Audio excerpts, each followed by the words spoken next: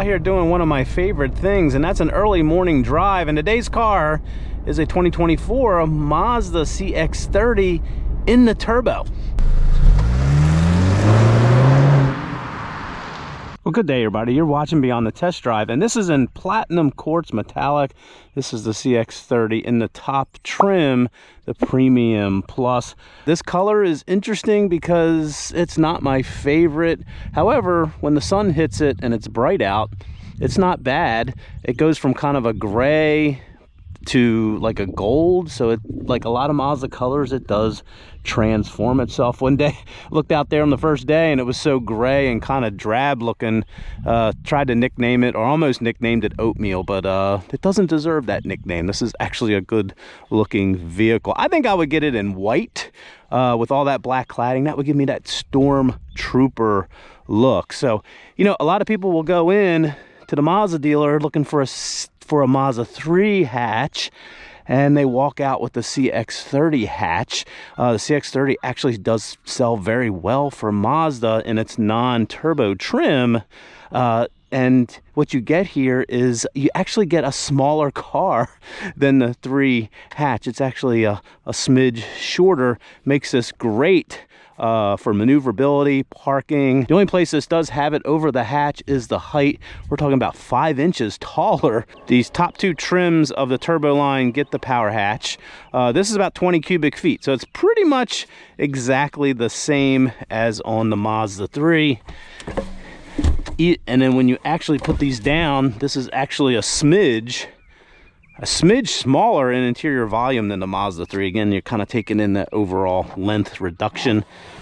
Here behind here, you do get a nice spare tire, and this is your Bose subwoofer for this trim level, which does have, I think it's a 12-speaker Bose. Now this one does come with white leather. The other option in the turbo is the carbon trim, which gives you kind of a unique leather color, terracotta or something like that. You can get black leather. I'm not a white leather person, but I think it really works in this smaller car. It does make this feel more spacious.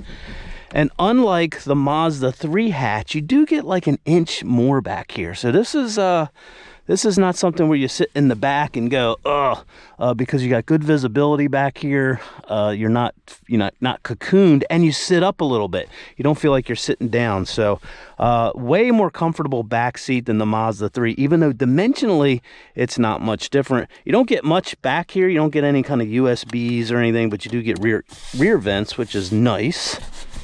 Of course, you get Mazda squishy center armrest there. And then this interior is kind of a, you know, Mazda on the CX-30, they do this kind of mixture of brown, swoopy brown colors combined with the white. It all does work, especially with the white headliner. Just brightens up this small cabin quite a bit. That's a little disappointing at this price. You don't get any height adjustment or power adjustment on the passenger seat. Even though this seat does not rise or lower, if you're shorter, you're going to be fine. If you're a taller passenger, I think you got decent headroom back here, but you could run out. Anyway, you do sit up pretty nice in the passenger seat. Here's that Bose logo for their system. Now, over here on the driver's side, you do get your 8-way power seat with lumbar right here. Get your surround view camera buttons here. You do have an off-road mode, and you do have seat memory, and you can open up your hatch, and you get a nice little change thing. It's padded or lined there so it doesn't rattle around. Okay, decent door pockets. Oh, and that 5 inches of extra height here as far as overall tall, I should have mentioned you do get these roof rails, pretty much standard across the lineup. Is that you can just step in. It's the step in and step out is really, really nice, and I think that's what's attractive to a lot of people. This doesn't sit up so tall like a lot of crossovers, especially in the compact. You know, this is a subcompact, but in the compact they sit up a little taller, but this sits up at about the right height. So yeah, storage wise, this is pretty functional because you do get this nice deep storage bin, pretty much a la Mazda 3. 2 USB-Cs down here, and your wireless charger up here. And I've had really good luck with that this week. Unlike the CX-50 that I was just in a couple weeks ago, this wireless charger has worked pretty much every time. Let's go ahead and put our sunglasses up there. And you can see the sunroof or the moonroof there. Oh, heavy, heavy, heavy, heavy hood. You do need a hood strut right there. Okay, 2.5 turbo. Great engine, tons of torque, 320 some, 250 horsepower here. There is no like I-stop or anything on this turbo. There's no cylinder deactivation, so you just get all the turbo without the shenanigans. Let's talk about CX-30 pricing and trim levels. If you go all the way down to the non-turbo starter, that comes in around 25K. Now when you get up to the turbo, that starts at around 34K for the carbon trim level. And you know, you get standard features like wireless Apple CarPlay, Android Auto. You get the larger entertainment screen here. You get all wireless charging. You do get the sunroof, heated seats, power driver seat.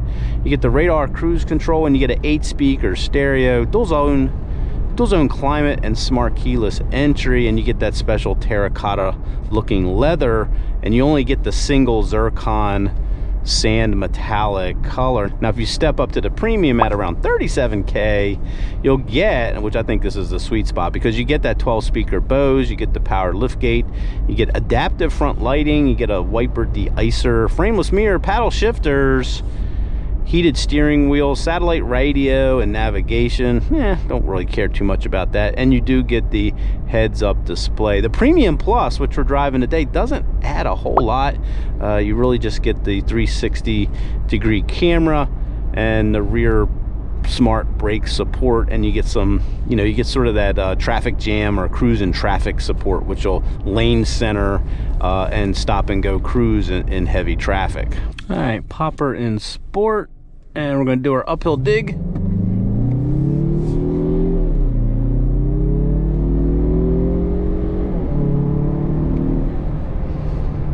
All right, that all-wheel drive system really clawed out of there without any wheel spin whatsoever. A couple other comments on the interior while we tool along here. So this is the touch screen. Again, this only comes on the turbo models, this larger screen with touch. Pretty decent. It's just far away. I just hit a squirrel. I don't know why, you know. I used to try to dodge them. Now just the best thing is just to drive straight, because they're doing all this stuff, and that one didn't do this correctly, so drove right over top of them. I don't know why, that just kind of upsets you. It's only a squirrel. I don't know. Anyway, you know, controlling this infotainment system with this wheel, very controversial. One of my most popular videos out there is a tutorial on this system. There's also a addendum video out there that talks just about the radio, because it's really the radio that kind of will frustrate you as far as this wheel and Mazda's menus and things. You know, it's just pretty cumbersome. But anyway, if you're curious, check out those. Now, I did spend a lot of time in a non-turbo version of the CX-30. I have a review. I'll link it up there. If you watch that, you'll see that I really liked it. And a couple reasons I liked it is I think this is one of Mazda's better riding vehicles. This extra ride height, they've really taken the edge off the Mazda 3. Well, let's do a little bit of 0 to 60 while it's safe to do so. I'm gonna put it in sport. I don't know what this is. This is probably a 6-second or so, but let's see what we get here.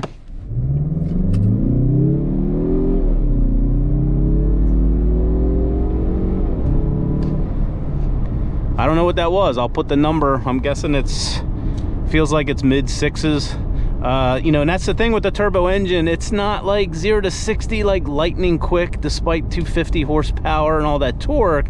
But what's nice about the turbo is that you just get great pull no matter what the engine speed is, no matter what your speed is. We have that controversial torsion beam in the back. Mazda has softened this up. This is not the Mazda 3 Turbo as far as jumping in and out of a corner, but it's very, very comfortable. This is a smidge quieter than the Mazda 3 overall. It's just more comfortable. Visibility is really good. So, and you'll see in my Mazda 3 Turbo video where I say, hey, if you're gonna get the hatch, I'm just gonna get the Mazda CX-30. That really applies to the non-turbo. Here in the turbo version, it gets a little bit more muddy about whether I would jump up to this turbo and spend that extra coin. But overall, I mean, it's just good. It's just good. It's a little soft. You get some body roll there.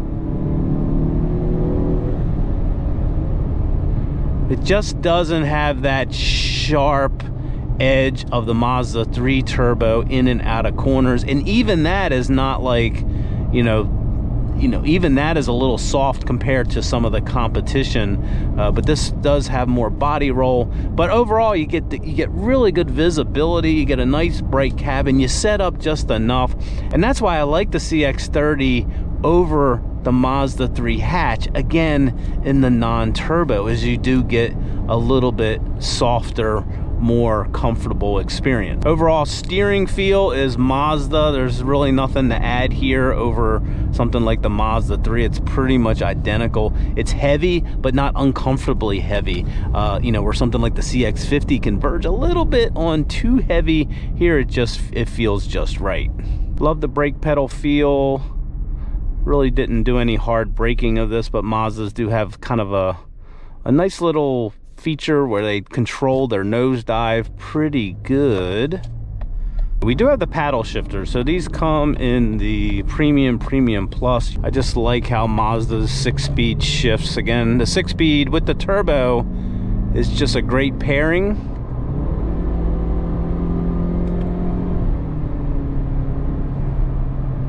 Let's leave her in third. The 6-speed just, it's ideally suited. It just doesn't hunt around because you do have a lot of torque. Okay. 4th gear.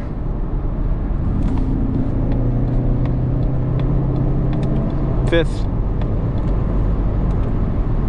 6th.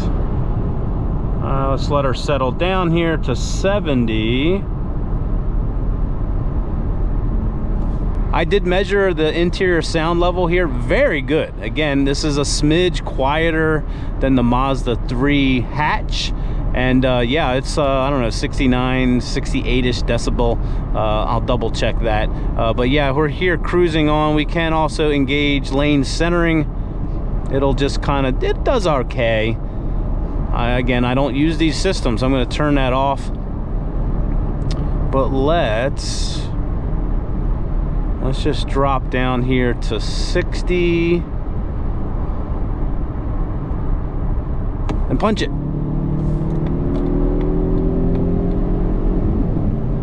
Air's 80. Okay. So yeah, with the visibility, setting up incredibly comfortable seats. These have enough squish in them, but they're also supportive. So yeah, this is a great trip car. This is, other than the fuel economy, which we'll talk about now. And that's really where, man, this week I've been, well, not this week, over the last couple days, it says 18.6, but you can see that's how I've been driving it, just like that, these little short trips. I think this is rated, this is a smidge less than the Mazda 3 Turbo. It's a smidge better than something like the CX-5, the CX-50, but in reality, unless you do a lot of trips, you're just not going to see good gas mileage. Now, competition-wise, this kind of stands alone. Again, size, shape-wise, Subaru Crosstrek. Subaru Crosstrek is just a great all-around vehicle, but even in the non-turbo Mazda CX-30 is just going to be much more fun to drive than that Crosstrek. But that Crosstrek does have excellent all-wheel drive system, lots of interior room. Other than that, you have like kiaseltos, which, again, you do have to get the turbo engine in that, and then that's not great at gas mileage. And then you do have hondahrv, which is like a space champ. Fuel economy's okay, not going to be all that great to drive, even though the handling is pretty good. Then you get over into things like, you have the Toyota Corolla Cross. Not a great driving vehicle if you like to drive, but it's very competent as far as what it's set out to do. So this does kind of stand alone as the best driving subcompact, even in the non-turbo form. Okay, so let's get into what I really think about the CX-30 Turbo. But first, a big hearty thank you for pressing play today. And if you are a subscriber, mega thanks. I just realized that with this CX-30 Turbo, we have featured the entire Mazda lineup on the channel since Beyond the Test Drive was started just a short time ago, and our success is due to you. So thank you for all your support, and thanks to Mazda USA for helping us fill in the gaps as they did provide this CX-30 from their press fleet. And if you're not a subscriber, check out the channel. If you like what you see, we'd love to have you along for the ride. Okay, now, what do I really think? You know, this was a tough one for me, and of all the turbo variants in Mazda's lineup, this one, oh man, this one just doesn't seem needed. Now, okay, now of course it's decently quick, it has effortless torque, but all of the charms of what makes the CX-30 a really surprising package, with its comfortable, quiet ride, you know, it has fun handling, and a surprisingly usable back seat, the things people value, the non-turbo has them. You know, standard all-wheel drive, decent gas mileage, it's really hard to beat. And I really do like, you know, it's about value, and I like that preferred trim level for most people, as you should be able to get that, you know, if you negotiate, you should be able to get that under 30K. So now in the Mazda 3 hatch, oh yeah, you know, the turbo really transforms that car and makes up for any of its shortcomings, and that is the enthusiast choice. But here, you know, there really is no packaging shortcomings. And in the CX-5 and 50, yeah, the turbo really does help move those porkers around. Now, don't get me wrong, I thoroughly love driving this, and ignoring price and fuel economy, oh yeah, I'm hopping in this CX-30 turbo every time. But we want to know what you think. Please leave your questions and comments below. We'd love to hear from owners. We'd love to have questions from folks who are on the fence about what to buy in the Mazda lineup or anywhere in the subcompact category. So once again, folks, just really appreciate you coming along with us today, and have a great day, morning or evening, wherever you may be.